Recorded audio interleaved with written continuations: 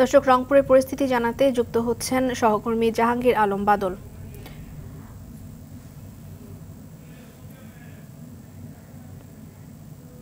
রংপুর থেকে আমাদের সহকর্মী যুক্ত হবেন বাদল। বাদল, শুনতে পাচ্ছেন আশা করি আমাকে?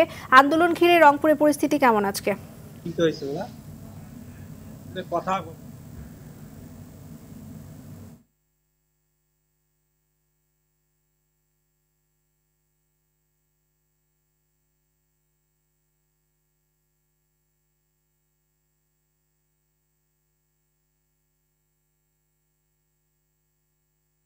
আমি এখন রয়েছি রংপুর টাউন হলের সামনে। আমরা দেখেছি যে আজ সকাল 10টা থেকে যে আসলে ছাত্ররা যে কেন্দ্রীয় কর্মসূচি ঘোষণা করেছে, রংপুরে কিন্তু টাউন হলের সামনে তারা কিন্তু খন্ড খন্ড ভাবে মিছিল নিয়ে তারা কিন্তু জড়ো হতে শুরু করেছিল।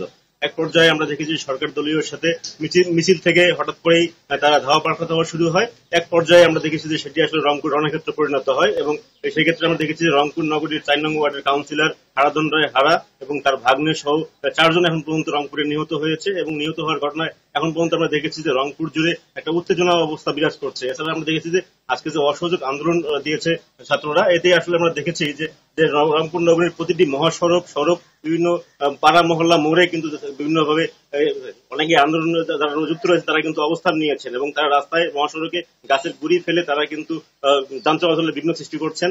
এর পাশাপাশি আমরা দেখেছি যে আজকে রংপুরে রণক্ষেত্র পরিণত হয়েছে। এতে কিন্তু আসলে এখানে প্রশাসনিক ভাবে তৎপরতা অনেক কম ছিল, কারণ মাঠে তেমন পুলিশ, সেনাবাহিনী, র্যাব তেমন তৎপরতা দেখা যায়নি। তারপরে আমরা দেখেছি যে রংপুরে কিন্তু ক্রমশ এখন পর্যন্ত উত্তেজনাকর অবস্থা বিরাজ করছে এবং এখন পর্যন্ত রংপুরে যে কারফিউ দেওয়া হয়েছে সরকারের পক্ষ থেকে, এবং আমরা দেখেছি যে আসলে এখন পর্যন্ত ছাত্ররা কিন্তু মাঠে রয়েছে এবং অনেক আন্দোলনকারী তারা কিন্তু এখন শহরের বিভিন্ন জায়গায় অবস্থান নিয়ে রয়েছেন এবং শহরে এখন পর্যন্ত যান চলাচল অনেকটাই অস্বাভাবিক। কারণ আমরা এর মধ্যে দেখেছি যে আন্দোলনকে ঘিরে আমরা সকালে যে আসলে নগরীর যে একটা রণক্ষেত্র পরিণত হয়েছিল, এই ধারাবাহিকতা এখন পর্যন্ত মানুষের মধ্যে একটা আতঙ্ক বিরাজ করছে। কারণ এর মধ্যেই যেমন 4 জন নিহত হয়েছে, তার মধ্যে আমরা এখন পর্যন্ত 2 জনের পরিচয় পাইলেও আসলে বাকি 2 জনের পরিচয় পাওয়া যায়নি। তবে আমরা যে তথ্য আরো জানতে পেরেছি যে এখন পর্যন্ত হতাহতের সংখ্যা আরো বাড়তে পারে। এই ঘটনায় এখন পর্যন্ত প্রায় 200 জন আহত হয়েছেন, তার মধ্যে ছাত্র রয়েছেন এবং সরকার দলীয় নেতৃবৃন্দ অনেক নেতাকর্মী রয়েছেন। সব মিলিয়ে রংপুরের পরিস্থিতি এখন পর্যন্ত থমথমে অবস্থা বিরাজ করছে। আপাতত এই ছিল আমার কাছে রংপুরের সর্বশেষ খবর। না বাদল, আপনাকে ধন্যবাদ। দর্শক, আমাদের আরেক সহকর্মী সাজিরুল ইসলাম সঞ্জয় টেলিফোনে আমাদের সাথে যোগ দিবেন সিরাজগঞ্জ থেকে।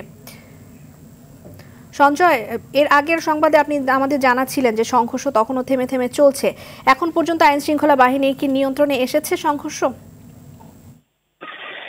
রিদওয়ানা, আপনি যেমনটি বলছিলেন, আজকে কিন্তু সকাল 8টা থেকে সিরাজগঞ্জের বিভিন্ন স্থানে পুলিশের সাথে আন্দোলনকারীদের সংঘর্ষ শুরু হয় এবং 10টার পর থেকে কিন্তু আওয়ামী লীগের নেতাকর্মীরা এই সংঘর্ষে জড়িয়ে পড়ে। যে সংঘর্ষ আমরা যেমনটি দেখেছি যে সিরাজগঞ্জের বিভিন্ন স্থানে বেলা গড়িয়ে দুপুর 2টা পর্যন্ত কিন্তু এই সংঘর্ষ চলেছে। এই মুহূর্তে কিন্তু সিরাজগঞ্জের শহর সহ অধিকাংশ স্থানে নিয়ন্ত্রণে রয়েছে বিক্ষোভকারীরা। আমরা সর্বশেষ খবরে যতটুকু জানতে পেরেছি, এই মুহূর্ত পর্যন্ত কিন্তু সিরাজগঞ্জে 4 জনের মৃত্যুর খবর আমরা নিশ্চিত হতে পেরেছি। এছাড়া সিরাজগঞ্জ সদর আসনের বর্তমান সংসদ সদস্য, সাবেক জাতীয় সংসদ সদস্য, সিরাজগঞ্জ 6 আসনের জাতীয় সংসদ সদস্য, সিরাজগঞ্জ জেলা আওয়ামী লীগ কার্যালয়, সিরাজগঞ্জের শাহজাদপুর ও উল্লাপাড়া উপজেলা আওয়ামী লীগ কার্যালয় সহ বিভিন্ন সরকারি ও বেসরকারি স্থাপনায় হামলা ও অগ্নিসংযোগের ঘটনা ঘটেছে। এছাড়া সিরাজগঞ্জ জেলা জজ আদালতেও কিন্তু হামলার ঘটনা ঘটেছে আজকে। এছাড়া সর্বশেষ আমরা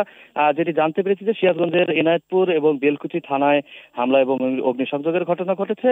অসমর্থিত সূত্রে আমরা যেমনটি জানতে পেরেছি যে এনায়েতপুর থানা এলাকায় যে সংঘর্ষটি ঘটেছে সেটি এখনো চলমান রয়েছে এবং সেখানে কিন্তু প্রাণহানির একটি আশঙ্কা করা হচ্ছে, অফিসিয়ালি এখনো নিশ্চিত হতে পারে।